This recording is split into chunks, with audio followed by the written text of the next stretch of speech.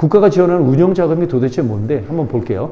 어떤 벤처기업을 내가 획득했어요. 그렇다면 국가로부터 무엇을 받을 수 있는데 그냥 무조건 보장한다기보다 받을 수 있는 조건에 울타리에 들어오는 거예요. 여기 만약에 어떤 100명이 있는데 혹시 비행기를 타고 오면 그렇잖아요. 이코노 클래스를 가잖아요. 같은 비행기를 타는데 누구는 이코노로 줄 길게 섰는데 누구는 비즈니스 클래스 2명, 3명밖에 없어요. 그 트랙으로 간다는 거죠. 그 트랙으로 온다는 거예요. 벤처기업으로 가는 건 여기에 다수 대중으로 수없이 많은 치열한 경쟁의 세계에서 자, 여기로 와. 우선 들어오세요. 자세히 볼게요. 라고 하는 거죠. 어마어마한 거라는 거죠. 그게 바로 정책금융기관이 있어요. 대한민국은 법으로 만들어 놓은 금융기관이 있는데 시중은행을 이야기하는 게 아니라요. 신용보증기금. 신용보증기금에 가셨거나 혹시 뭐 어떤 대표님이 가셨거나 이런 얘기는 들어봤는데 주변 외식 경영하시는 대표님 중에서 기술보증기금으로부터 자금을 받았다, 국가자금을 받았다는 건 극히 드문 일이었을 거예요. 만약에 대표님들이 어찌어찌 해가지고 벤처기업이라는 것을 획득을 했다고 쳐요. 그러면 트랙이 기술보증기금에서 자금을 받을 수 있는 거예요. 이런 거죠. 중소직능공단, 중소벤처기업진흥공단이 있어요. 대한민국 모든 대표님들, 중소기업 대표님들이 로망해요. 거기 자금을 받으려고, 국가 자금을. 기보, 신보, 중진공이라고 하는데 아마 대표님들은 소진공 쪽은 좀 이용해 보셨을 거예요. 또는 서울신용보증재단, 경기신용보증재단이라고 하는 지역보증재단이라는 것은 이용할 수 있어요. 문턱이요. 신용보증재단, 소진공, 그 다음에 저기는 윈문턱이에요. 리그가 한마디로 학생으로 따진다면 여기는 초등학생이라고 한다면 신보, 기술보증, 중진공이라고 하는 거는 한마디로 대학생 형님, 거기 리그가 되는 거죠. 기업도 그런 튼튼한 기업이라고 얘기하는 거고. 시중금융기관은 그런 벤처기업을 갖고 있다 그러면 시중금융기관에서도 평가 기준이 달라집니다. 금리도 달라지고요.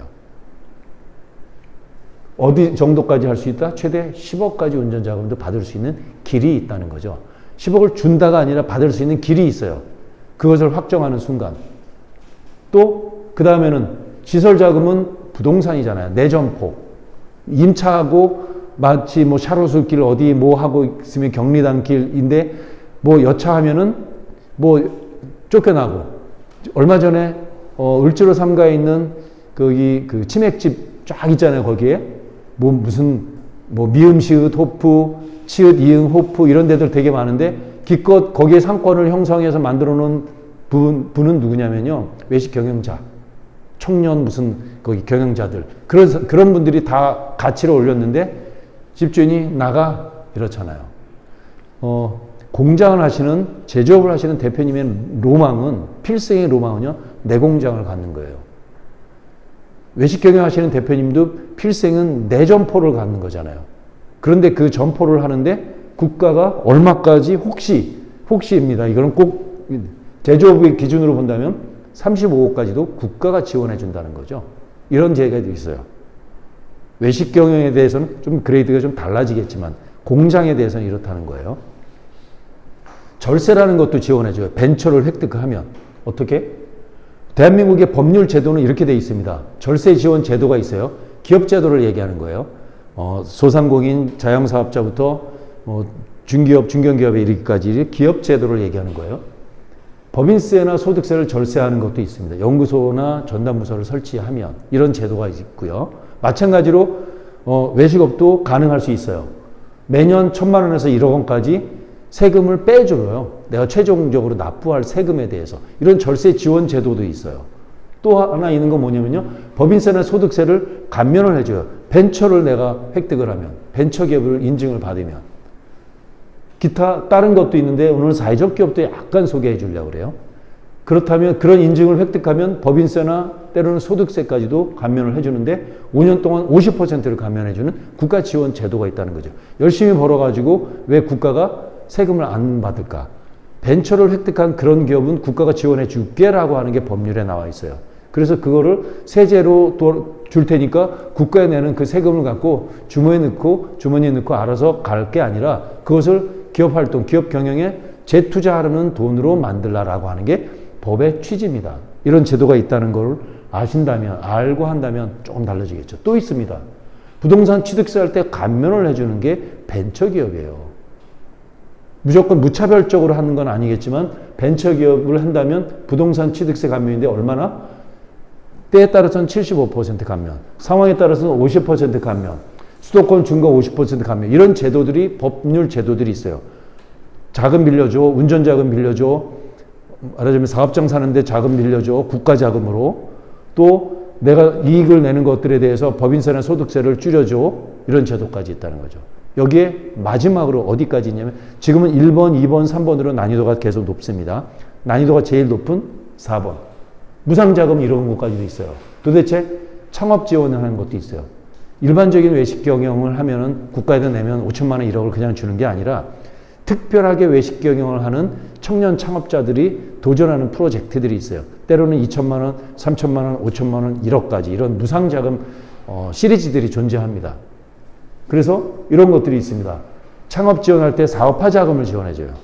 두 번째, R&D 자금도 해줘요. 기술 개발하는데 기술 개발 자금도 지원해주는 트랙이 존재한다는 거죠.